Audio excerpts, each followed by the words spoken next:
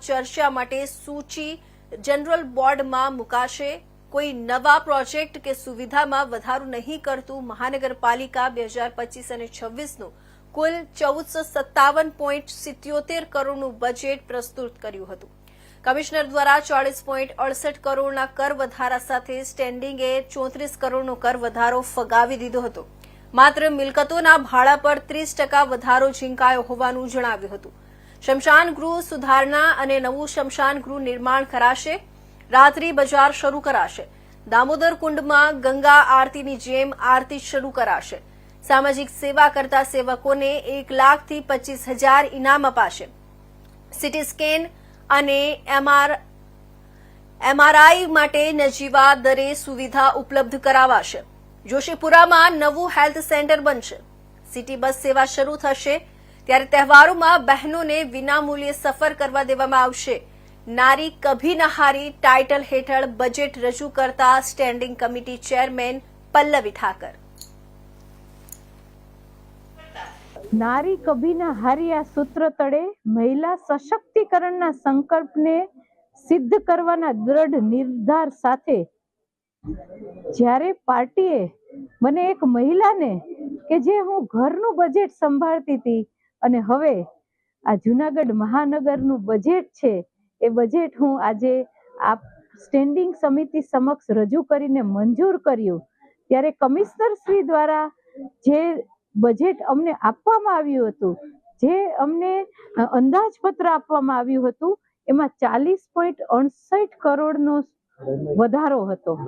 આ વધારાની અંદર વધારા સાથે અમે 34.67 કરોડનો ટેક્સ વધારો છે એ અમે રદ કર્યો છે, સદંતર રદ કર્યો છે। એટલે અમે આ ટેક્સની અંદર બિલકુલ વધારો કરતા નથી અને જૂનાગઢ શહેરની વિકાસની ઝંખનાને ચરિતાર્થ કરતો શહેરનો વિઝન પ્લાન 2024ને ધ્યાને લઈ અને વિકસિત ભારતમાં સહયોગી થવા અને નવી ગૌરવપૂર્ણ ઓળખ આપવા સાથે અને આ જૂનાગઢને વિકાસવંતું કરવા માટેનો અમારો પ્રયાસ છે અને સૌના સાથ, સૌના વિકાસ, સૌના વિશ્વાસ અને સૌના પ્રયાસથી આ જૂનાગઢને એક સુંદર રળિયામણું જૂનાગઢ અને બધી રીતે 2040 સુધીમાં આપણે એક વિકસિત જૂનાગઢની કલ્પના લઈને ચાલી રહ્યા છીએ। અત્યારે માનનીય નરેન્દ્રભાઈ મોદી છે એ પણ 2047 સુધીની એક વિકસિત ભારતની સંકલ્પના કરે છે।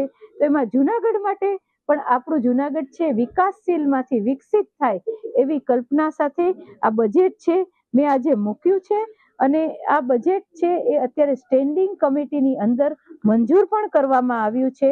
ત્યારે હું આપની સમક્ષ મૂકીશ સને 2025-26ના વર્ષની તારીખ 31/3/2025ની ખુલતી સિલક છે એ 3 લાખ રૂપિયા।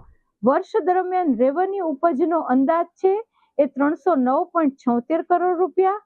કેપિટલ ઉપજ છે એ 1147.98 કરોડ।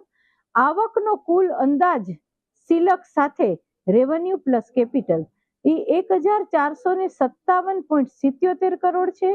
હવે ખર્ચ વર્ષ દરમિયાન જે રેવન્યુ ખર્ચ છે એ 309.76 કરોડ, કેપિટલ ખર્ચ છે એ 1145.57 કરોડ અને ખર્ચનો જે કુલ અંદાજ છે એ 1455.33 કરોડ। એટલે જેથી વર્ષાંતે જે પુરાંત સિલક છે એ 2.44 કરોડ છે। આમ સને 2025-26ના કમિશનર શ્રી દ્વારા સૂચવાયેલા કુલ 1482.17 કરોડના બજેટની સામે અમારી ટીમ દ્વારા સુધારા વધારા સાથે તૈયાર કરવામાં આવેલ કુલ બજેટ 1457.77 કરોડનું આ બજેટ રહેશે અને આ નવું બજેટ જૂનાગઢ વાસીઓ સમક્ષ રજૂ કરતા હું ગર્વની અને હર્ષની લાગણી અનુભવું છું અને આ નવું બજેટ છે એ તૈયાર કરતા શહેરીજનોને સહજ સુવિધાઓ સુપ્રાપ્ય રહે, લોક પ્રશ્નોનું સ્તવરે નિવારણ થાય, આધુનિકતા અને નવા આયોજનોના સમન્વય થકી મહિલાઓને પ્રાધાન્ય આપી વિકાસની નવી દિશાઓ ખુલે આવા ઉદ્દેશ્યથી આ બજેટ તૈયાર કરવાનો અને લોકો સમક્ષ મૂકવાનો અમે પ્રયાસ કર્યો છે. ભારત માતા કી જય, વંદે માતરમ. તો આ તરફ વલસાડ સિવિલ હોસ્પિટલ કેમ્પસમાં જ ભાવિ તબીબોએ કાયદાના લીરે લીરા ઉડાવ્યા હતા. એન્યુઅલ ડેની મસ્તીમાં મેડિકલ સ્ટુડન્ટો ભાન ભૂલ્યા અને નિયમોને નેવે મૂકી કુલ હોસ્પિટલ કેમ્પસમાં જ ફૂલ ડીજેના તાલે ઝૂમી અને કારમાં ઊભા રહી અને જોખમી સ્ટન્ટ કર્યા હતા. આમ હોસ્પિટલ કેમ્પસમાં મેડિકલ સ્ટુડન્ટોનો મસ્તી ધમાલનો વિડીયો વાયરલ થતા બનાવ ચર્ચાનું કેન્દ્ર બન્યું છે. અત્યારે વલસાડ સિવિલ હોસ્પિટલમાં મેડિકલ સ્ટુડન્ટો દ્વારા વાર્ષિક ઉત્સવની ઉજવણી કરવામાં આવી રહી છે. 3 દિવસ સુધી અનેક કાર્યક્રમોનું આયોજન કરવામાં આવ્યું છે, જે અંતર્ગત સિવિલ હોસ્પિટલ કેમ્પસમાં જ મેડિકલ સ્ટુડન્ટોએ ડીજેના તાલે નાચતા ગાજતા ભાન ભૂલ્યા હતા અને કારમાં ઊભા રહી અને જોખમી સ્ટન્ટ કરી શોબાજી કરી હતી.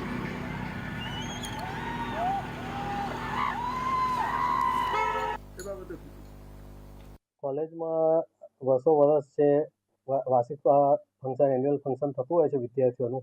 એટલે વિદ્યાર્થીઓએ જે પ્રોગ્રામ સબમિટ કર્યો હતો કોલેજ કાઉન્સિલમાં, એ મુજબ એ લોકોને જરૂરી પ્રશાસનની મંજૂરી લઈ અને હોસ્પિટલ તથા હોસ્પિટલના દર્દીઓ તથા આજુબાજુના નિવાસીઓને તકલીફ ન પડે તેનું ધ્યાન રાખી અને કાર્યક્રમ કરવાની મંજૂરી આપવામાં આવી હતી.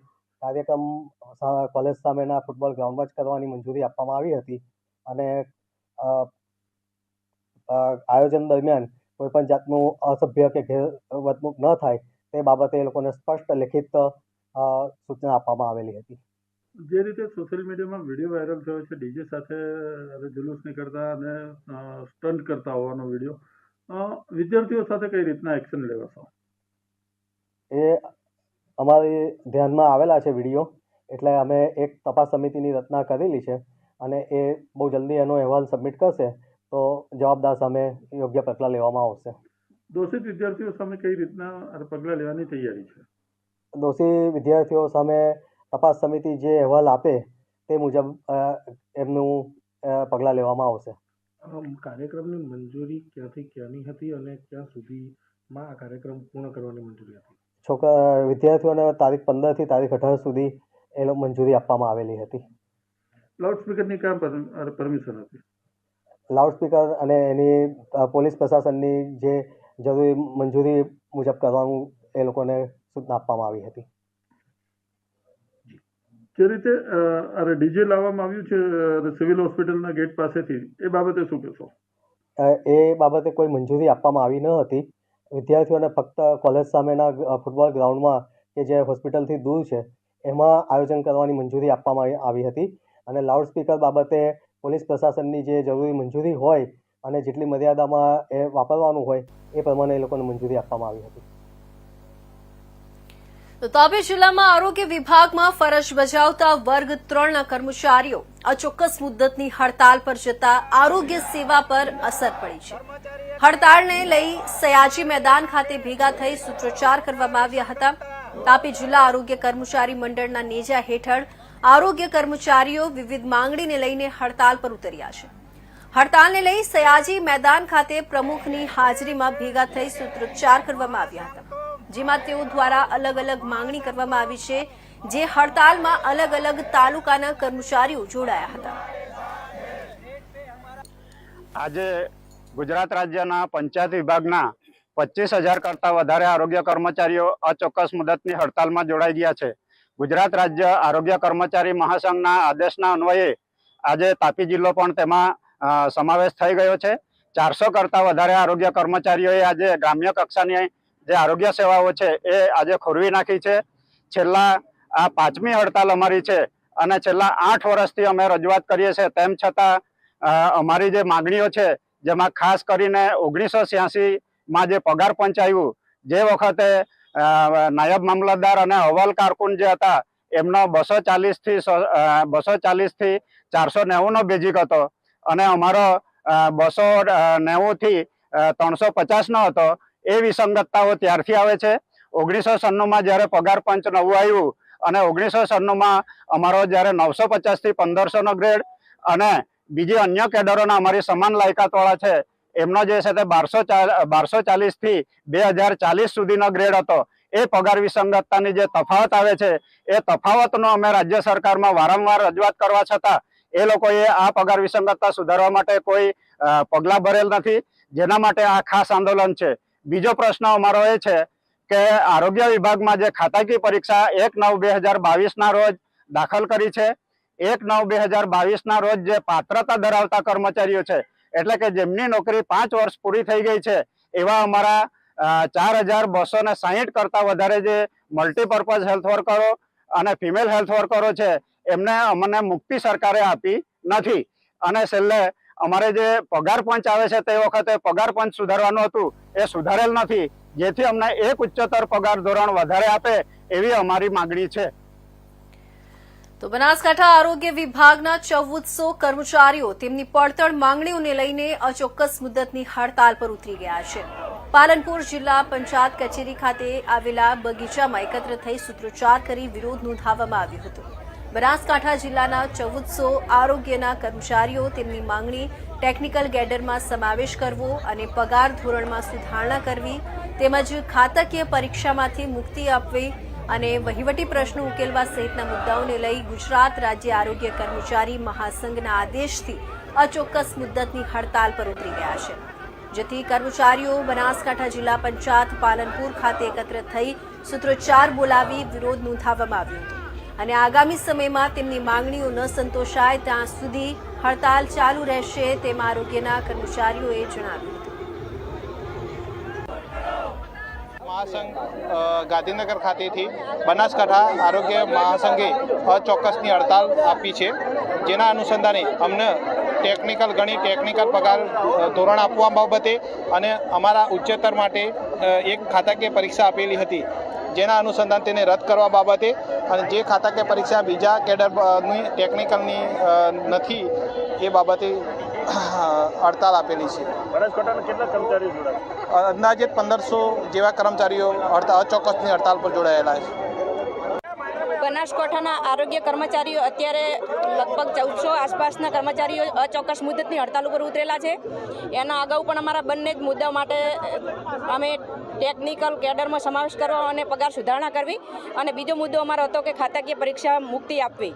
આ બે મુદ્દા માટે કરીને અમે અગાઉ પણ એક હડતાલ કરી ચૂક્યા છો અને તેમાં ખાતરી પણ સરકારે આપેલી હતી કે તમને આ ટેકનિકલ મુદ્દામાં સમાવેશ કરવામાં આવશે, પરંતુ હજુ સુધી અમારું કોઈ સોલ્યુશન ના આવતા અત્યારે અમારે આરોગ્ય મહાસંઘ ગાંધીનગરથી આદેશ પ્રમાણે અચોક્કસ મુદતની હડતાલ પર ઉતરેલા છીએ. જ્યાં સુધી અમને આરોગ્ય કર્મચારી મહાસંઘનો આદેશ નહીં આવે ત્યાં સુધી અમે આ ચોક્કસ મુદતની હડતાલ ઉપર અતૂટ રહીશું. ના દિવસે સમગ્ર ધાણધાર જૂથ નાઈ સમાજના કુળદેવી લીંબાચિયા માતાજીના પ્રાગટ્ય ઉત્સવ હોવાથી નાઈ સમાજના લોકોએ પોતાના ધંધા રોજગાર બંધ રાખી પાલનપુર લીંબાચિયા સમાજની વાડી ખાતેથી લીંબાચિયા માતાની શોભાયાત્રા યોજવામાં આવી હતી, જે શોભાયાત્રા મંદિરેથી શરૂ કરી શહેરના જામપુરા, જીઆઈડીસી, કોજી સહિતના મુખ્ય માર્ગો પર પરિભ્રમણ કરી નિજ મંદિરે પરત ફરી હતી, જ્યાં હવન યોજાયો હતો, જેમાં મોટી સંખ્યામાં સમાજના લોકો ભાવિક ભક્તો જોડાતા અને હવનમાં આહુતિ આપી આરાધના કરી ધન્યતા અનુભવી હતી.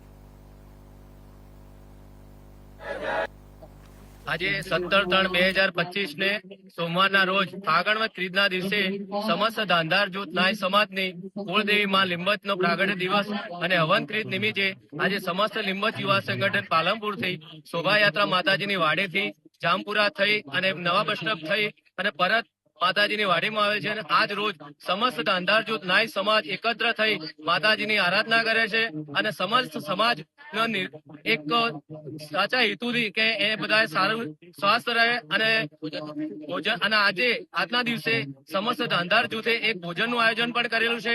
તો માતાજીનો પ્રસાદ લઈ અને માતાજીની સમસ્ત આખા દિવસમાં આરાધના કરી અને બધા એકબીજાને હળે મળી અને સમાજનું કલ્યાણ થાય તે હેતુથી માતાજીની આરાધના આજે કરી છે અને સમસ્ત સમાજ આજે સમસ્ત નાઈ સમાજની એક આરાધ્ય દેવી શ્રીમાં લીંબચનો આજે પ્રાગટ્ય દિવસ છે અને હવન ત્રીજ છે. તે એના અનુસંધાને આજે સમસ્ત ધાંધાર જૂથ નાય સમાજ આજે એકત્ર થયેલ છે. જય લીંબચ. મારું નામ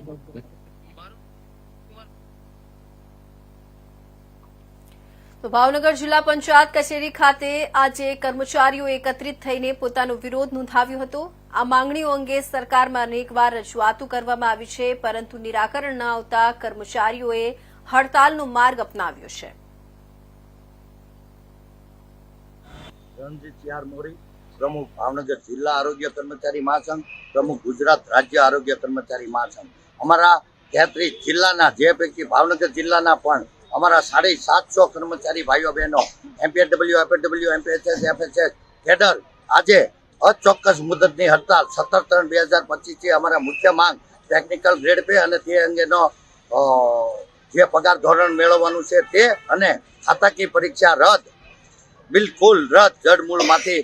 આ પ્રશ્નો સાથે અમે સરકાર સામે છેલ્લા 2 વર્ષથી અનેક વાર રજૂઆત કરવા છતાં સોલ્યુશન ન આવતા અને 5 જણે માર્ચિયલના ધરણા અમે કર્યા છતાં પણ સરકારે કોઈ નિર્ણાયક બેઠક ન આપી, જેના અંશે 17/3/2025 થી આખું ગુજરાત અને ભાવનગર જિલ્લાના તમામ ઉપરોક્ત અમારી 4 કેડરના કર્મચારીઓ હડતાલ ઉપર ઉતરી ગયા છે. આગામી દિવસમાં શું કાર્યક્રમ રહેશે? આજે અમારે માનની આખા જિલ્લામાં, એટલે 33 જિલ્લામાં 33 જિલ્લા કલેક્ટર સાહેબો, ડીડીઓ સાહેબ અને મુખ્ય જિલ્લા આરોગ્ય અધિકારી સાહેબને આવેદન પત્રો આપશે અને આ અમારી જે સરકારની માંગણીમાં અમે અચોક્કસ મુદતની હડતાલમાં ઉતર્યા છીએ એની જાણ કરશું. આગળના કાર્યક્રમો ગુજરાત રાજ્ય આરોગ્ય કર્મચારી મહાસંઘના સ્થાનેથી જે કાંઈ જાહેર થશે એ અમારા 33 જિલ્લાના અને ભાવનગર જિલ્લાના કર્મચારીઓ એનું પાલન કરશે. તો રાઠ ગામના બેહડી તાલુકાના બરેલી જિલ્લાની અને હાલ ઉત્તરાખંડના રુદરપુરાની 22 વર્ષીય મગજથી અસ્વસ્થ મહિલાને દાહોદ અભયમ અને સખી વન સ્ટોપની મદદથી પરિવાર સાથે મિલન થયું અને પરિવાર સાથે મિલન થતા પરિવારમાં ખુશીની લહેર જોવા મળી. મહિલા અને બાળ વિકાસ વિભાગ સખી વન સ્ટોપ સેન્ટર ખાતે તારીખ 12/3/2025 રોજ એક બિનવારસી બહેન 181 દ્વારા મૂકવામાં આવી હતી, જેમાં મહિલા અને બાળ અધિકારી રોહન ચૌધરી સર અને દહેજ પ્રતિબંધક સંરક્ષણ અધિકારી પંકજ પટેલ સરના માર્ગદર્શન હેઠળ અમે તેમની સાથે કાઉન્સિલિંગ કરી. કાઉન્સિલિંગ દરમિયાન બહેનની માનસિક સ્થિતિ અસ્વસ્થ જણાતા અને તેમની તબિયત થોડી ખરાબ હોવાના કારણે અમે તેમને ઝાયડસ હોસ્પિટલ ખાતે લઈ ગયેલા હતા. ઝાયડસ હોસ્પિટલ ખાતે ડોક્ટર સાહેબે જણાવેલ છે કે તેમને તબિયતમાં થોડું વીકનેસ આવી ગયેલી છે, જેથી 2-3 દિવસ એડમિટ કરવા પડશે. ત્યારબાદ એડમિટ કર્યા બાદ અમે તેમની સાથે અવારનવાર કાઉન્સિલિંગ કરતા તેમને તેમના રાજ્યના યુપી રાજ્યનું જણાવતા અમે ઉત્તર પ્રદેશ રાજ્યના બરેલી પોલીસ સ્ટેશનનો સંપર્ક કરી તેમની માહિતી આપી, તેમને ફોટો વિડીયો મોકલ્યા. ત્યારબાદ તેમના પરિવારની માહિતી મળતા તેમના પરિવાર દ્વારા બહેન સાથે અમે વિડીયો કોલથી વાત કરાવી, તેમના બહેન છે તે રીતેની અમે એમની ખરાઈ કરાવી. ત્યારબાદ તેમના પરિવાર સખી વન સ્ટોપ સેન્ટર દાહોદ ખાતે લેવા આવેલ હતા. તેમના પરિવારે જણાવેલ છે કે તેમની બહેનની માનસિક સ્થિતિ થોડી નબળી હોવાના કારણે તેઓ ઘરેથી નીકળી ગયા હતા, જેથી તેઓએ ત્યાંના બરેલી અને રુદ્રપુર પોલીસ સ્ટેશનમાં તેમની ફરિયાદ નોંધાવી હતી ગુમ થયાની, અને સ્થાનિક ન્યૂઝમાં તેમને બેનનું એમના ફોટા અને ન્યૂઝ પણ આપ્યું હતું. તેમ છતાં કોઈ માહિતી મળેલ ન હતી, જેથી સખી વન સ્ટોપ સેન્ટરથી ફોન આવતા તેઓ ખુશખુશાલ થઈ ગયા હતા અને તાત્કાલિક ધોરણે સખી વન સ્ટોપ સેન્ટર દાહોદ ખાતે લેવા આવેલ છે. તેમના પરિવારજનોએ સખી વન સ્ટોપ સેન્ટરનો દિલથી આભાર વ્યક્ત કર્યો.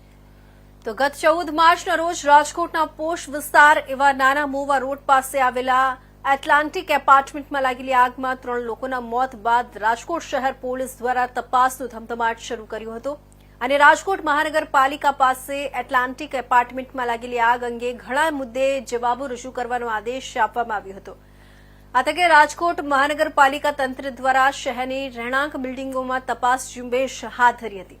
ત્યારે આજરોજ શહેરના કોઠારિયા રોડ પાસે આવેલા સ્વાતિ સોસાયટી પાસે ફાયર સાધનો અંગે ચેકિંગ હાથ ધરવામાં આવ્યું હતું. આ સાથે રાજકોટ મહાનગરપાલિકાની ફાયર વિભાગની અલગ અલગ ટીમો દ્વારા આજથી હરરોજ શહેરના અલગ અલગ વિસ્તારોમાં આવેલા રેસિડેન્ટ હાઈરાઇઝ બિલ્ડિંગોમાં ફાયર સાધનો અંગે ચેકિંગ ઝુંબેશ ચાલુ રાખવામાં આવશે. સાથે જ જે કોઈ બિલ્ડિંગની ફાયર એનઓસી પૂરી થઈ ગઈ હશે તેને તત્કાલ ફાયર એનઓસી રિન્યુ કરવાના આદેશ આપવામાં આવશે. સાથે સાથે બિલ્ડિંગોમાં ફાયરના સાધનો ખરાબ હાલતમાં હશે તો તેને પણ તાકીદે બદલાવવા માટેના આદેશ આપવામાં આવશે અને વધુમાં જે કોઈ બિલ્ડિંગના માલિકો અથવા તો પ્રમુખો જો ફાયર વિભાગની ગાઈડલાઈનનું પાલન નહીં કરે તો ફાયર વિભાગ દ્વારા કાયદેસર પગલાં પણ લેવામાં આવશે.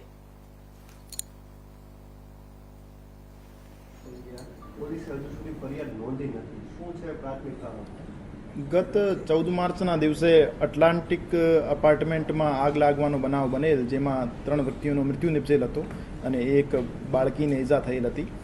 આ બાબતે માલવીયનગર પોલીસ સ્ટેશન દ્વારા એક એડીનો બનાવ નોંધી તપાસની કાર્યવાહી હાથ ધરવામાં આવી છે અને આ બાબતે હજુ સુધી માલવીયનગર પોલીસ સ્ટેશન દ્વારા આરએમસી કમિશનર સરને એમની બાંધકામ શાખા સાથે અને એમના ફાયર વિભાગ સાથે પત્ર વ્યવહાર કર્યો છે અને એમાં વિવિધ ટેકનિકલ પ્રશ્નો પૂછવામાં આવ્યા છે, જેમાં બિલ્ડિંગનો નિર્માણ પ્લાન મુજબ થયો હતો કે કેમ, એમાં કોઈ ઇમ્પેક્ટ ફી ભરીને વધારાનું બાંધકામ કરવામાં આવેલ હતું કે કેમ, અમે સુરક્ષા બાબતના તમામ પ્રોટોકોલ જે ફોલો કરવાના હતા ફોલો થયા કે કેમ, અને ફાયર વિભાગ સાથે પણ આ બાબતે પ્રશ્નોત્તરી કરવામાં આવી છે, જેમાં એમની ફાયર એનઓસી ક્યાર સુધી રિન્યૂ કરવામાં આવેલ હતી અને એના પછી ફાયર વિભાગ દ્વારા કોઈ નોટિસ આપવામાં આવેલ છે કે કેમ. આ તમામ બાબતોના જવાબ અમારા પાસે આધિકારિક રૂપથી મળી જાય એના પછી આગળની કાર્યવાહી કરવામાં આવશે. નહીં, શુક્રવારે બનાવ બન્યો, શનિવારે પત્ર વ્યવહાર કરવામાં આવ્યો અને આજ મોસ્ટ પ્રોબેબલી જવાબ અમને મળી જશે. સુરત જિલ્લા પંચાયત આરોગ્ય કર્મચારી મંડળની બેઠક શરૂ કરવામાં આવી છે. કામરેજના ઉમા મંગળ હોલ ખાતે સમગ્ર જિલ્લાના કર્મચારી એકત્રિત થયા હતા. પડતર માંગણીઓ ન સ્વીકારાય ત્યાં સુધી અચોક્કસ મુદ્દતની હડતાલ પર ઉતર્યા હતા. જિલ્લાભરમાંથી 580 જેટલા આરોગ્ય કાર્યકર્તાઓએ મીટીંગમાં ભાગ લીધો હતો. ખાતાકીય પરીક્ષા અને ગ્રેડ પેના મુદ્દે હડતાલ કરવામાં આવી હતી. આવનાર દિવસમાં રાજ્ય મંડળની નીતિ પ્રમાણે ગાંધીનગર ખાતે એકત્રિત થઈ આવેદનપત્ર આપશે.